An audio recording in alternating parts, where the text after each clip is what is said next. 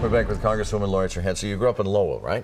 So we're going to start the pop quiz there. Oh, it's my favorite part. You didn't think I was going to have the pop quiz today, didn't you? Okay. I did forget about it for a second. It was founded in 1820, Lowell I'm talking about. Founded in 1820, a planned manufacturing center for textiles. Lowell was broken off from another community. There are options on the screen. Which one is it? Dracut, Tewksbury, or Chelmsford? I'm going to say Chelmsford. You got it. Actually, East Chelmsford to be exact, but that's boom. You're 1 for 1. A record number of women are now serving in Congress. 121 in the House, 24 in the Senate. This is a yes or no question. And it might be strange in 2022 to be asking their question, but is there a state in the union that has never sent a woman to the chamber, either chamber? Yes or no? I'll say yes. It is yes. And guess what? It's in New England. Vermont has never sent a woman to the House or the Senate. They're going through an election You now. did know that. Oh, very good. Interesting. Okay, so you're a member of the Lowell High School Sports Hall of Fame, earned a volleyball scholarship to go to Georgetown. So here's another 50-50 question for you. True or false? Snow volleyball is an internationally recognized winter sport. True or false? False. It is true. You get the volleyball question wrong.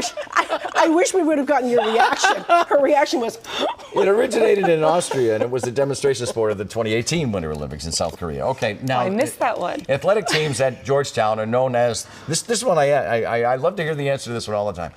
The teams at Georgetown are known as the Hoyas. That's a name derived from a mixed Greek and Latin chant, Hoya Saxa. So what is the meaning of that chant? And there are options on the screen. What power?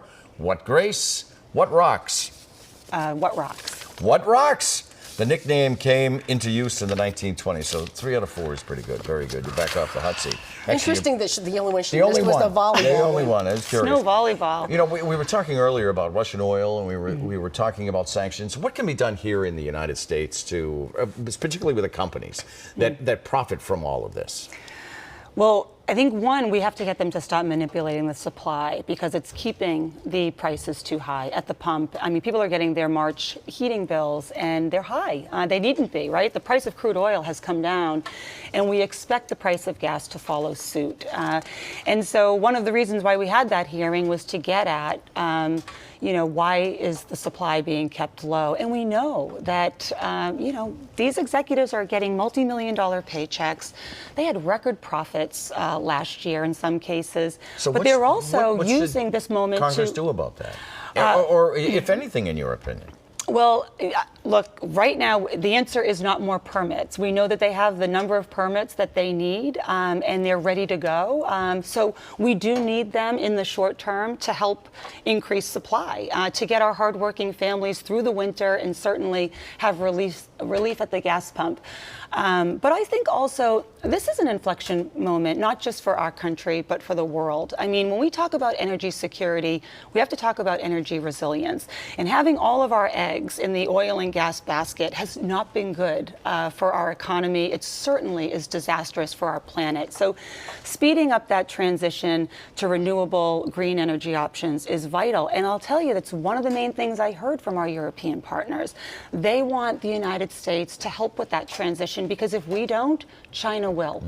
So we must move into these Eastern European countries and give them the tools, and I'm talking private industry and government, the ability to accelerate that transition. but for the foreseeable future, we're going to see pretty high gas prices at the pump. We know that at some point these prices are going to come down. The price of crude oil has come down. What we need is more, because it's still at least $1 plus more than it was a year ago. Absolutely. And, look, the families that are suffering at the pump, that's the family I grew up in. And so we need our oil companies to stop putting profits before the livelihoods of American people. Can't let you go without asking you, since you are an athlete. This week, Attorney General Maura Healey and 5 other states threatened to prosecute the NFL for her workplace harassment of women and minorities.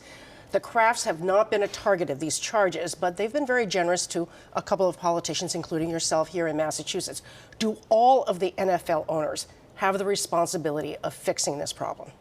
Well, I think if they identify a problem in their own organization, absolutely. I mean, look, this isn't the first time that we put, we give accolades to our Attorney General for taking a lead role in making sure that, women aren't discriminated against. And this, making sure that the NFL does better is important. Anybody who's been following, the Washington franchise, I actually forget what they're called. They're called the Commanders now. Okay. Right. They used to be something else, which I would not say on television. So, and I know, but this is The responsibility of all the franchises, not just Washington. Yes, and it shines a light on this organization, but everyone should be doing their own audit. And it's not surprising that this is happening. I mean, certainly anybody who has played competitive sports, like our Attorney General, know that, women have had to face this across the board, but we have to change that.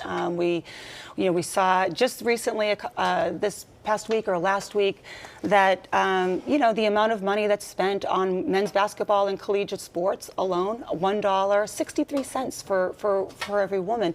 That has to change. We are celebrating the 50th anniversary of Title IX, and this is the watershed moment for us to make sure that women are getting equal treatment, not just on the court or the field, but also in the back office. Congresswoman, it's great to see you. Thank you very much. By the way, folks, I'm sure you've noticed, but the pin she's wearing is the United States flag and the Ukrainian flag, too, right next to each other.